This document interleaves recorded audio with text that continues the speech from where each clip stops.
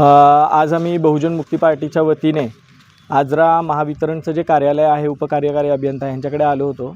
विषय असा होता की स्मार्ट मीटर्स लोकांच्या कन्सेंटशिवाय, लोकांच्या परमिशनशिवाय लोकांच्या घरांवरती बसवलेले आहेत आणि जेव्हापासून स्मार्ट मीटर बसवले तेव्हापासून लोकांची बिलं प्रचंड जास्त प्रमाणामध्ये यायला लागलेली आहेत। म्हणजे अक्षरशः अशी उदाहरणं आहेत की ज्यांची बिलं 300-400 पर्यंत येत होती त्यांची बिलं 1500-2000 पर्यंत यायला लागलेली आहेत। मग हे निश्चितच कुठल्या गणितामध्ये बसणारं नाही आहे। त्यांच्या मागच्या वर्षीचा यूज आणि आत्ताचा यूज जरी धरला तरीसुद्धा तेवढ्या प्रमाणावरती बिलं येऊ शकत नाहीत। म्हणजे फडणवीस जसं म्हटले की हीट वेव्हमुळे होते, तर मग मागच्या वर्षी कधीच हीट वेव्ह नव्हती का? ह्याच वर्षी पहिल्यांदा आली की 3 पटीने जास्त उष्णता वाढलेली आहे, त्याचं त्यांच्याकडे काय रेकॉर्ड आहे का? तर तसं काहीच नाही आहे। मग हे जे स्मार्ट मीटर्स आहेत हे लोकांच्या कन्सेंटशिवाय, लोकांच्या परमिशनशिवाय बसवलेले आहेत। याच्याबद्दल वास्तविक जर बघायला गेलं तर हायकोर्टामध्ये आता केस चालू आहे। म्हणजे मुंबईचं नागपूर खंडपीठ जे आहे त्याच्यामध्ये ही केस पेंडिंग आहे की स्मार्ट मीटर बसवायचे की नाही। तसं असतानासुद्धा महावितरण त्यांच्या लेवलवरती लोकांना जबरदस्ती करून हे मीटर बसवते। एक लेटरसुद्धा आम्हाला प्राप्त झालेलं आहे, जे एका ग्राहकाने तक्रार केलेली होती की माझं स्मार्ट मीटरमुळे बिल जास्त, म्हणजे माझं जे बिल आहे ते जास्त येते।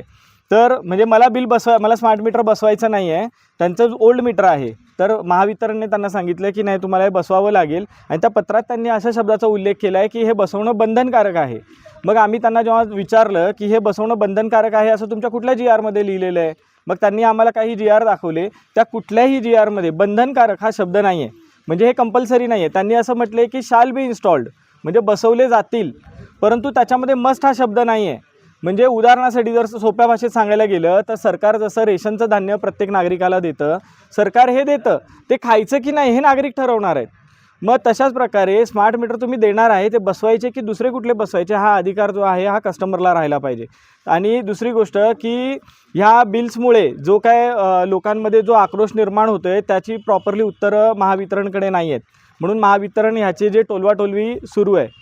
आता आमची अशी मागणी आहे महावितरणकडे की ज्या लोकांचे तुम्ही स्मार्ट मीटर जबरदस्ती बसवलेत तर ते स्मार्ट मीटर काढून जुने जे मीटर होते ते मीटर परत बसवा।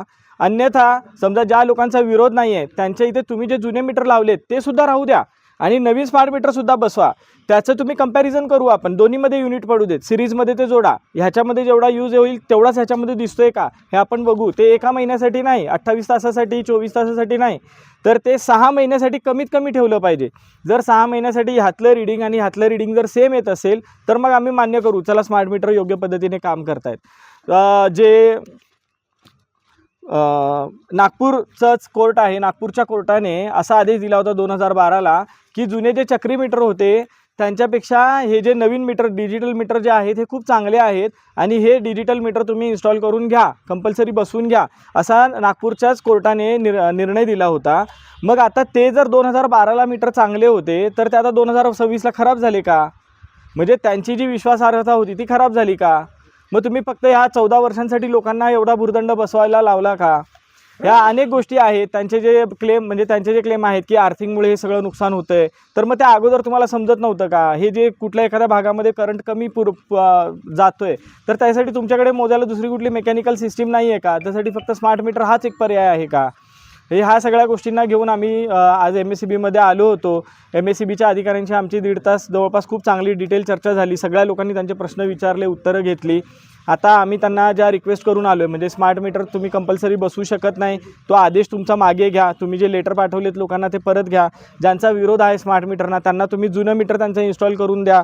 जोपर्यंत हायकोर्टाचा निर्णय येत नाही स्मार्ट मीटर बसवणं कंपल्सरी आहे तोपर्यंत तुम्ही ते कंपल्सरी बसवू नका। तरी ह्या सगळ्या प्रश्नांसाठी आज आम्ही बहुजन मुक्ती पार्टीच्या वतीने इकडे आलो होतो। आता एक निवेदन आम्ही महावितरणला देत आहोत। निश्चितच महावितरणचे अधिकारी असतील किंवा वरिष्ठ असतील ह्याच्यावरती निर्णय घेतील आणि आमचा हा प्रश्न सोडवतील ही आशा आहे। नाहीतर बहुजन मुक्ती पार्टीच्या वतीने ह्या विषयासाठी आम्ही संपूर्ण महाराष्ट्रभर उग्र आंदोलन करू। धन्यवाद।